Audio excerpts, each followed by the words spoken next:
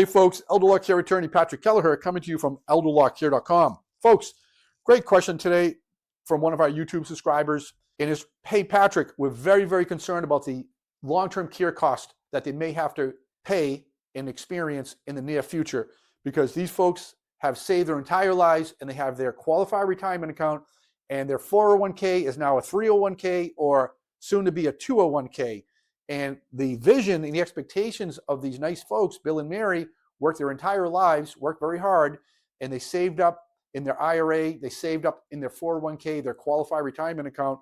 In their golden years, they thought that would be sufficient, but because of the economy and the way the investment market has been, they have seen a significant decline, sometimes 20% or more of a decline in their investment assets, in their qualified retirement accounts. And they're very concerned because as they're starting to age in place and their health is starting to decline and diminish, they're starting to use some of their qualified retirement accounts to take care of themselves and each other at home with private medical care at home. And some of them did not get the 5-year clock running to protect their house from that $18,000 per month nursing home. And they're like, hey, Patrick, what if we both live into our 80s and 90s and we go through all of our 401k that we thought was going to be robust, but it's not so robust any longer.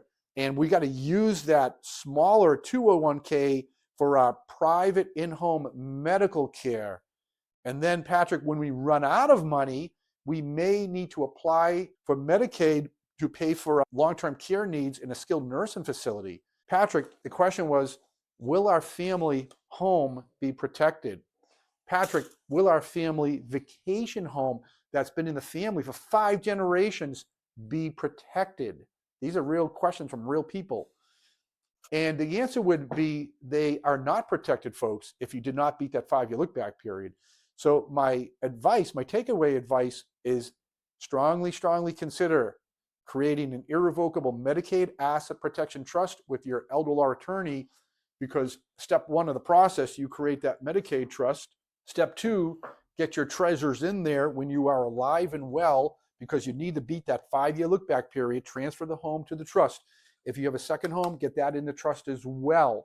Folks, you have to do your part. Maybe use your 401k and your other private pay assets, those financial resources, to private pay for your medical care at home to bridge that gap. So maybe now year 5, year 6, if you are indigent and impoverished and you no longer have any funds in the treasure chest, all the cash money's gone, but you still have the homes in there. If you got the 5-year clock running with your Medicaid trust, the homes now ought to be protected, folks, legally. The homes ought to be off the table from Mass Health Medicaid. Now you're in a position of power. Now you are in a position of strength. If either you or Mary, Bill and Mary, become completely incapacitated, you can apply for Medicaid benefits. Ask Medicaid to assist and supplement your long-term care needs in a skilled nursing facility, so long as you work with a qualified, experienced elder law attorney who crosses the T's and dots the I's with the language in this Medicaid trust in your jurisdiction. Your home ought to be protected.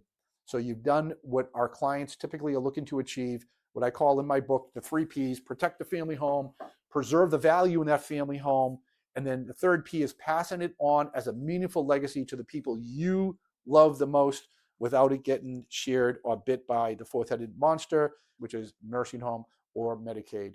So folks, the key is to get that 5-year clock running when you're alive and well, in preparation if you're alive and not so well in the late 4th quarter of life.